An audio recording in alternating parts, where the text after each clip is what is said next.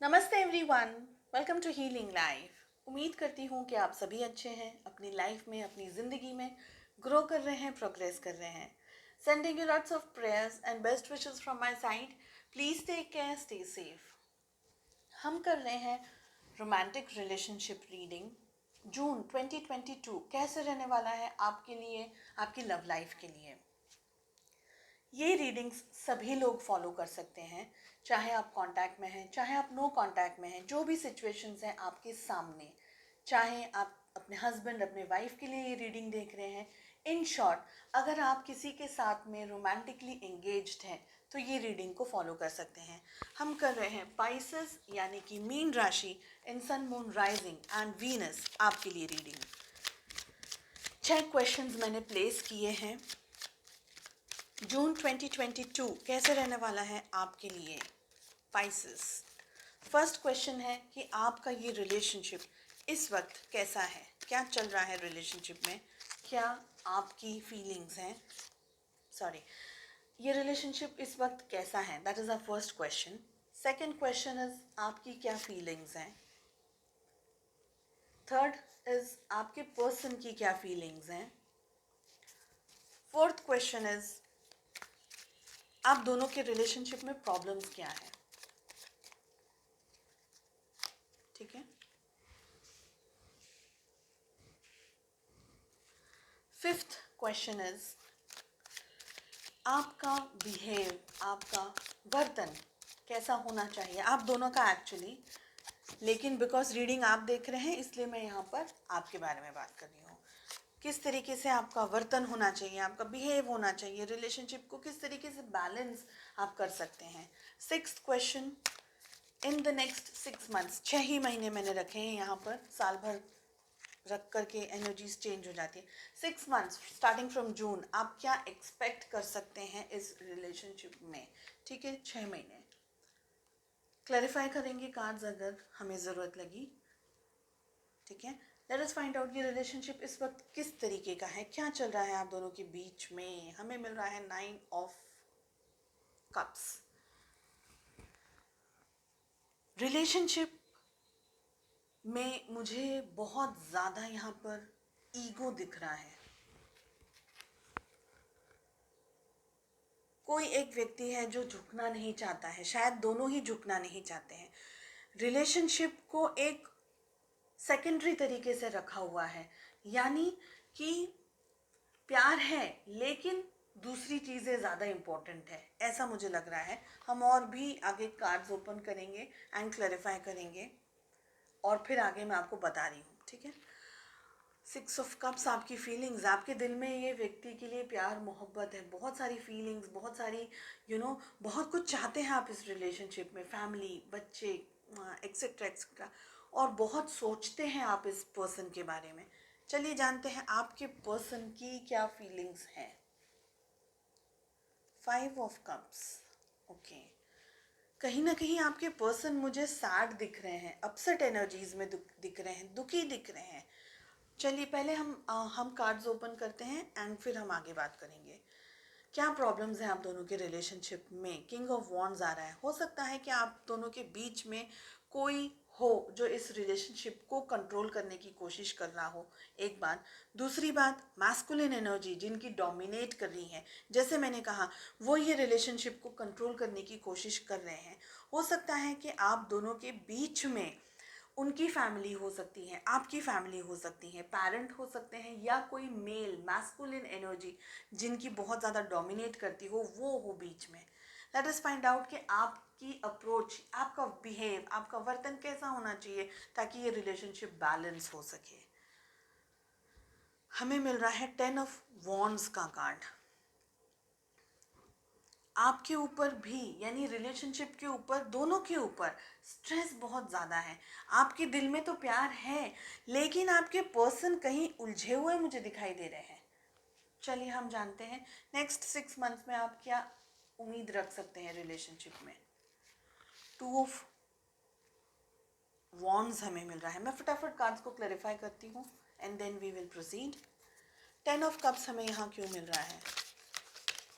हालांकि अभी तक मेरे पास ऐसा कोई कार्ड नहीं आया है, जो मुझे ये कह सके ये थर्ड पार्टी सिचुएशन है, लेकिन मुझे यहाँ पर लग रहा है कि आप दोनों के बीच में थर्ड पार्टी सिचुएशन हो सकती है। 10 ऑफ कप्स क्यों आ रहा है? King of pentacles. मैं जानना चाहती हूँ 5 ऑफ कप्स हमें क्यों मिल रहा है? Queen of swords. यस, उनकी ज़िंदगी में हो सकता है कोई हो। किंग ऑफ वॉन्ड्स हमें क्यों मिल रहा है? Night of swords. 10 of wands हमें क्यों मिल रहा है यहाँ पर? The emperor. बहुत ज़्यादा मैस्कुलिन एनर्जी डोमिनेटिंग मुझे यहाँ दिख रही है। 2 ऑफ वॉन्ड्स हमें यहाँ क्यों मिल रहा है? Page of swords. ओके, चलिए पाइसेस, मुझे लग रहा है कि ये रिलेशनशिप में आप दोनों के बीच में या तो शादी को लेकर के, या फैमिली को लेकर के, या सोसाइटी को लेकर के, समाज को लेकर के इम्बैलेंस्ड एनर्जीज़ हैं। तो हो सकता है आप दोनों ही अलग अलग सोसाइटी, अलग अलग कल्चर से बिलोंग करते हो। आपके जो पार्टनर हैं, आपके जो अदर जिनके बारे में आप सोच रहे हैं, उनकी ज़िंदगी में कोई और व्यक्ति है। क्वीन ऑफ सोर्ड्स, नेगेटिव कोई पर्सन, मतलब पर्सन नेगेटिव नहीं है, लेकिन सिचुएशन में वो व्यक्ति आप दोनों के बीच में है। आप इनको बहुत याद करते हैं, आपके पर्सन भी आपको बहुत याद करते हैं, इसीलिए दुखी हैं। हो सकता है आपके पर्सन की मैरिज हो चुकी है ऑलरेडी किसी और से, और ये एक रीज़न है कि उनको आपसे शादी करनी थी, या आपसे उनका जो जुड़ाव था, जो लगाव था, वो अपनी ज़िंदगी में वो नहीं बनाए, अपनी ज़िंदगी में नहीं बना पाए। ओके, आप दोनों के बीच में बहुत सारी चीज़ें यहाँ पर मुझे दिख रही है king of wands and night of swords के कार्ड को लेकर के, कि आप दोनों के रिलेशनशिप में जो, अगर ये रिलेशनशिप इस वक्त आप दोनों साथ नहीं है, तो ये बहुत ख़राब तरीके से एंड हुआ है। जिसने आपको भी हार्ट ब्रेक दिया है, जिसने आपके पर्सन को भी हार्ट ब्रेक दिया है। मैं जानना चाहूँगी कि 6 ऑफ कप्स हमें यहाँ क्यों मिल रहा है? शादी आप करना चाहते थे, आपके पर्सन शादी हो चुकी है, या आपके पर्सन की शादी जस्ट हुई है अभी, और आप हार्ट ब्रेक का सामना कर रहे हैं। एम्परर, हेरोफेंट, इतने strong cards, king of wands, king of pentacles, queen of swords, इतनी हैवी एनर्जी। ये रिलेशनशिप में बहुत सारे उतार चढ़ाव हैं, और ये रिलेशनशिप आगे भी 6 महीनों में भी बहुत सारे स्ट्रेस से गुजरने वाला है, ये मुझे लग रहा है। आप दोनों के रिलेशनशिप में अगर शादी हो चुकी है, तो भी एक व्यक्ति दूसरे व्यक्ति की फीलिंग्स को, उसकी भावनाओं को न देख करके, अपने ऊपर ज़्यादा कंसंट्रेट करके, अपने आप को कुछ आई एम समथिंग समझ करके ही ऑपरेट कर रहा है। ये सारी चीज़ें छोड़ करके रिलेशनशिप को बैलेंस जो करना है, वो यहाँ पर मुझे दूर दूर तक कहीं भी नहीं दिख रहा है। ये एक ऐसी, यानी एनर्जी मुझे यहाँ पर दिख रही है जो आपका मानसिक, आपका शारीरिक, आपका हर तरीके से ना बिल्कुल आपको यूज़, आपका ब्रेन एकदम सोच समझ करके ये व्यक्ति के साथ में, ये सिचुएशंस के साथ में, यानी आप और कुछ करने के लिए आपके पास में एनर्जी ही नहीं बचेगी। इतनी ड्रेन्ड एनर्जीज यहाँ पर मुझे दिख रही हैं। आपको ये रिलेशनशिप अगर बैलेंस बनाना है, तो दोनों को ही काम करना होगा। ईगो को साइड में रख करके, दूसरी और चीज़ों को साइड में रख करके, हो सकता है कि फाइनेंशियल प्रेशर हो आपके पर्सन के ऊपर, हो सकता है कोई और तरीके का प्रेशर हो, कोई बर्डन एनर्जीज यहाँ पर मुझे दिख रही है। वो सारी चीज़ों को साइड में रखकर, ईगो को साइड में रखकर प्यार मोहब्बत से आगे बढ़ना होगा। 6 मंथ्स में मुझे लग रहा है कि बहुत सारी चीज़ें आप दोनों की ज़िंदगी में हो सकती हैं, हो जाएगी, और उसके बाद में शायद आप दोनों या एक व्यक्ति ये सोचेगा कि रिलेशनशिप को कैसे बैलेंस कर सकते थे, या एक दूसरे की यादों में आप अपना टाइम निकालेंगे, या एक दूसरे की पिक्चर्स को ढूंढते हुए, स्टॉक करते हुए। ऐसी मुझे बहुत हैवी हार्श एनर्जीज यहाँ पर दिख रही है।